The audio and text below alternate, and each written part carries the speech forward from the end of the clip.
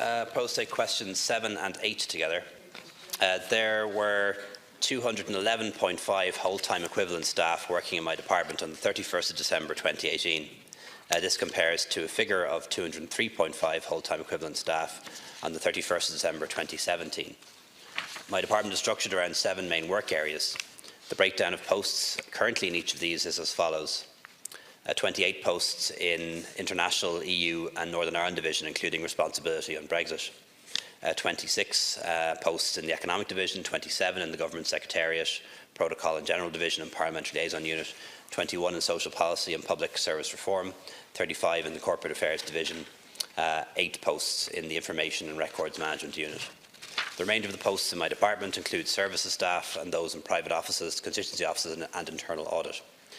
While the Department of Foreign Affairs and Trade has overall responsibility for Brexit, in recent months my department has established a small unit to assist with Brexit preparedness and contingency planning to augment the ongoing work of my department's International, EU and Northern Ireland Division. The unit has a current staffing complement of 6. The existing responsibilities of International, EU and Northern Ireland Division with regard to Brexit are unchanged. My department uses workforce planning and succession planning to ensure that there are sufficient staffing resources in place to deliver on the department's strategic goals. With the exception of politically appointed staff assignments in my department are the responsibility of the Secretary-General and the senior management team in the department. The information requested regarding numbers of staff in my department by grade and gender is set out in tabular format in the reply provided. The majority of senior management staff at assistant principal and principal officer level in my department are female. Female officers at principal officer level currently hold the posts of head of section division in the Economic Division, Britain and Northern Ireland Affairs section, EU section, Protocol and General Division, Social Policy and Public Service Reform, and also the Government Information Service. Since 2017, female representation at Assistant Secretary Director level on my department's Management Committee has increased from 29% to 40% now. Deputy Pearse Doherty. Ceann Comhairle, Taoiseach, less than 3% of the staff in your department are working in the specific Brexit contingency group, only 6 members of staff out of 211 whole-time equivalents. And I think obviously as we enter into a period where the clock is running down on our nearest neighbours in terms of their decision of whether to accept or reject the withdrawal agreement, we need to question whether that is the appropriate allocation of staff and given some of the scenarios that may play out before us.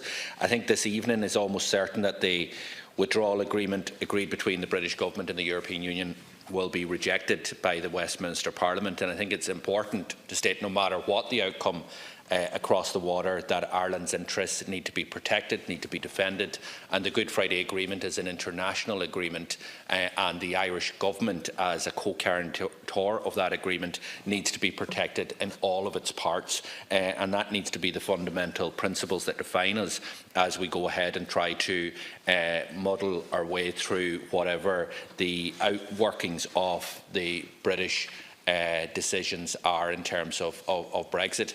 I think the importance is obviously that there is that level of support right across the European Union, and that is to be welcomed in relation to the Good Friday Agreement and a deeper understanding in terms of what the agreement means, despite some of the some of the narrative that has come from those that are pro-Brexit. I think the DUP's position, and I'm on the record in relation to this here, has been reckless. It is irresponsible. It is definitely not in the interests of those people who they claim to represent in the north of our island. And, you know, it's gone to not only the recklessness and irresponsibility, it's gone to the extreme bizarreness, where we have the leader of the DUP, Arlene Foster, today claiming that there was never a hard border on the island of Ireland. Like, you know, you couldn't make this up. As a young lad coming to Dublin on a school tour, I can remember passing Lifford and at Nicloy, and the British Army with their guns and their rifles, and going through the fortified installations that were there on the border, and and each hilltop as we travelled through the countryside with an army base at each high top. So that's where some of the situation has come. But can I ask you, in relation to the decision that will be taken later on this evening in the House of Commons, when is it your intention to issue a formal response to that decision? Will it be tonight after the vote is taken, or will it be tomorrow? And again, I raise this issue in terms of the order of business earlier on. I think it is crucial, given the urgency of this and given the uncertainty that we may be entering into, that we have an open debate on this tomorrow, that we respect this House and where, and particularly, and I'll finish on this here, in the week leading up to celebrating the 100th anniversary of the establishment of the First Dáil, we need to recognise the primacy of this House and have the debate here, and not through briefings to the media or individual briefings to different political parties, and it should enter into this space early tomorrow, where we have a proper, fulsome discussion on this. We should respect the rules of the House too and try and adhere to the time limits. Deputy Howlin.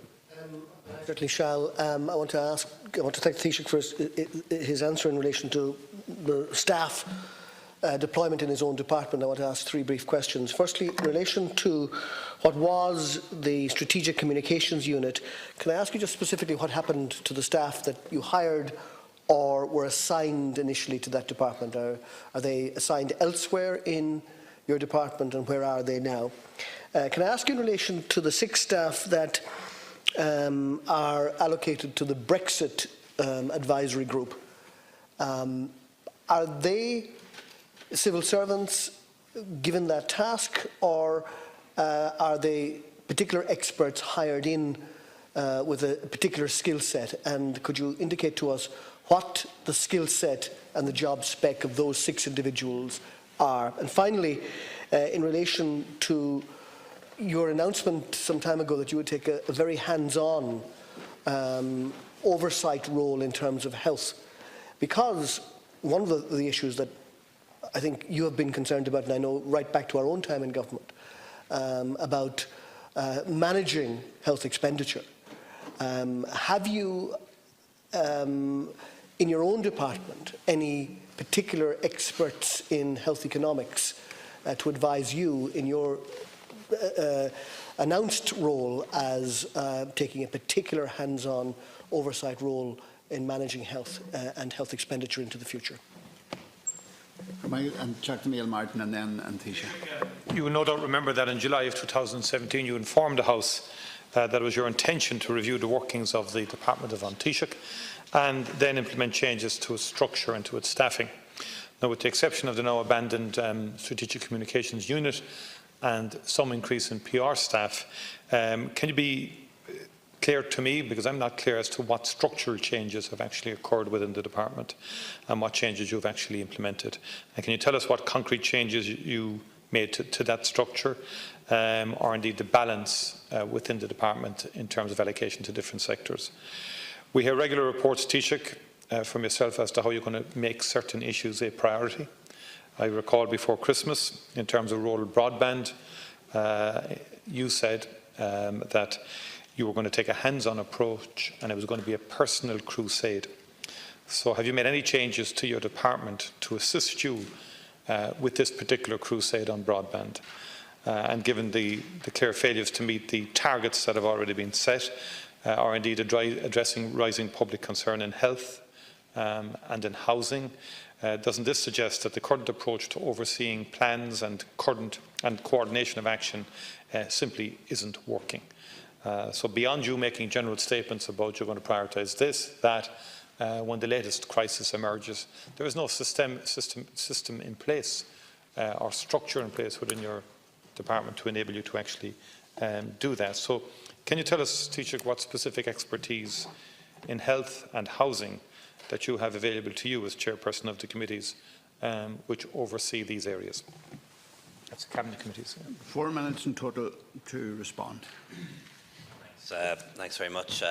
In relation to the vote that will happen at Westminster tonight, the sequence is that any initial response will come from the EU institutions from Brussels. So we'll coordinate with Brussels, and I'd imagine any initial response will come from there, and perhaps from us thereafter, but more likely tomorrow than today.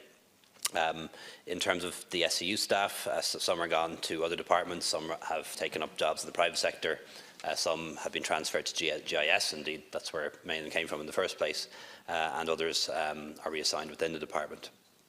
I don't have any experts on health economics in the department to my knowledge. There may be people who have degrees in health economics, but I don't know that for sure.